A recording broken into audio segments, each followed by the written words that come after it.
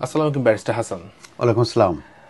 আমরা দেখছি এখন প্রচুর পরিবর্তন হয়ে যাচ্ছে বা হয়ে গিয়েছে ইমিগ্রেশন রুলসে।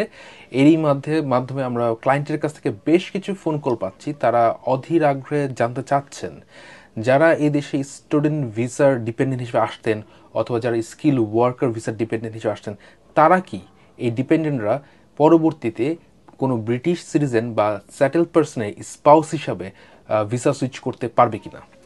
এটার উপরে একটি পরিবর্তন আমরা দেখতে পেয়েছি।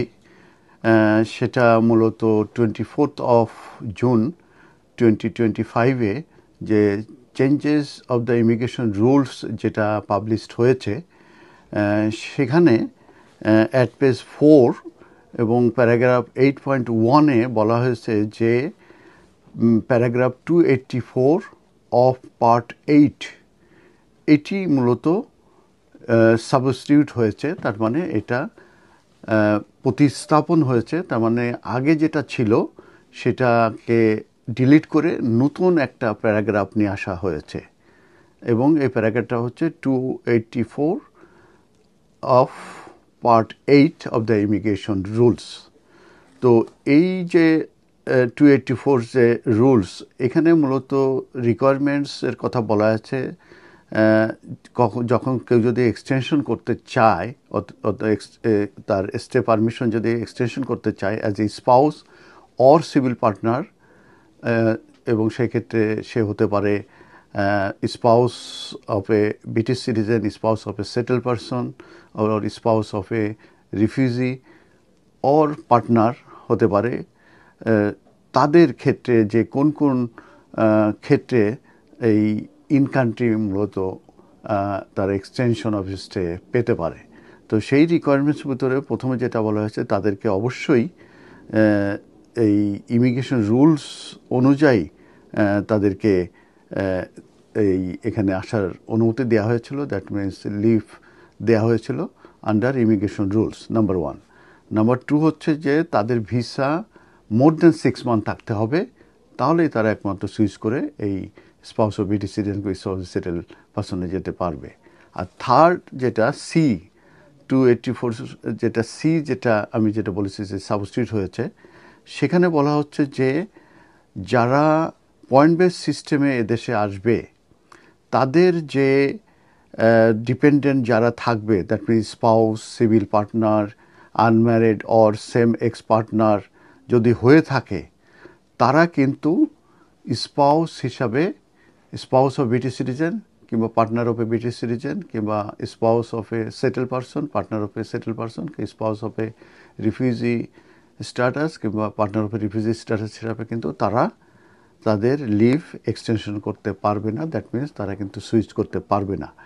এই যে 284 সি, যেটা মূলত মানে যেটা বলা হয়েছে এবং আমি যেটা বলছি, এবং পয়েন্ট বেস সিস্টেমের ভিতরে কিন্তু skill workers, student, scale up visa, global talent, innovator, founder visa, charity visa সহ বেশ কয়েকটি ভিসা আছে যেগুলো পয়েন্ট বেস সিস্টেমের ভিতরে পড়ে।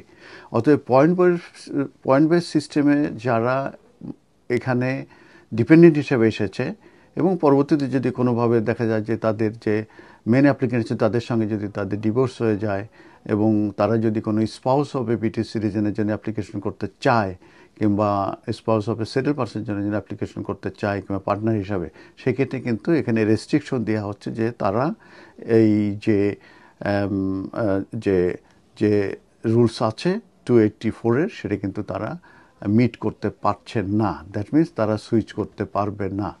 তো এই ক্ষেত্রে আমি রেফারেন্স হিসাবে আমি বলেছি যে এই রেফারেন্স যেটা 24 জুন 2025-এ মূলত changes to the immigration rules যেটা পাবলিশড হয়েছে, সেখানে কিন্তু এখানে ক্লিয়ারলি বলে দেওয়া হচ্ছে। সেটাই কিন্তু আমি এটা এই আপনাদেরকে এক্সপ্লেন করলাম। তবে আমি একটু রিড করে করি। সেটা হচ্ছে যে 284 সি যেটা রেলিভেন্ট, যে পয়েন্ট বেস সিস্টেমের যে যারা স্পাউস কিংবা পার্টনার যারা আসবে পরবর্তীতে, তারা স্পাউস অফ ব্রিটিশ সিটিজেন কিংবা spouse of a settle person কিংবা রিফিউজি পার্সনের এই স্পাউস কিংবা ডিপেন্ডেন্ট হতে পারবে না। The leave was not as the spouse, তার মানে লিভ স্পাউস হিসাবে হতে পারবে না, সিভিল পার্টনার হতে পারবে না, কিংবা আনম্যারিড পার্টনার হতে পারবে না, same sex partner of relevant point base system migrant or appendix W worker. তার মানে তারা পয়েন্ট বেস সিস্টেমের ডিপেন্ডেন্ট তারা হতে পারবে না। তারা যদি হয়ে থাকে তাহলে তারা spouse of British citizen, settle person কিংবা রিফিউজির স্পাউস হিসাবে তারা সুইচ করতে পারবে না। তবে এক্ষেত্রে আমি রেফারেন্স হিসেবে যেটা বলতে পারি যে নেট মাইগ্রেশন কমানোর জন্য তারা কিন্তু বিভিন্ন রকমের চেঞ্জের কথা বলেছে। এর আগে আমরা দেখেছি যে স্টুডেন্ট যারা রিসার্চ বেস কোর্স যদি না হয় তারা ডিপেন্ডেন্ট আনতে পারবে না। আমরা পরবর্তীতে দেখেছি কেয়ারার এবং সিনিয়র কেয়ারার যারা চেঞ্জের পরে মার্চ 2024 পরে যারা এসেছে তারা কিন্তু ডিপেন্ডেন্ট আনতে পারবে না। এবং যেসব স্টুডেন্ট তারা কোর্স কমপ্লিট করে নাই তারা কিন্তু স্কুল ওয়ার্কারের ডিপেন্ডেন্ট হতে পারছে না। তো হচ্ছে এই ডিপেন্ডেন্ট হওয়ার ক্ষেত্রে কিন্তু এর আগেও আমরা 3টে ইনস্ট্যান্স দেখেছি যে এই রেস্ট্রিকশন এসেছে। অথবা এই আরেকটি রেস্ট্রিকশন আমরা দেখতে পেলাম, সেটা হচ্ছে point base system. That means school worker কিংবা স্টুডেন্ট ভিসার যারা ডিপেন্ডেন্ট হিসাবে আসবে তারা এই স্পাউস অফ ব্রিটিশ সিটিজেন কিংবা পার্টনার অফ ব্রিটিশ সিটিজেন কিংবা রিফিউজ স্ট্যাটাসের এই স্পাউস কিংবা এই পার্টনার হিসাবে তারা এই তাদের স্টে পারমিশন এক্সটেনশন কিংবা সুইচ করতে পারবে না। ধন্যবাদ।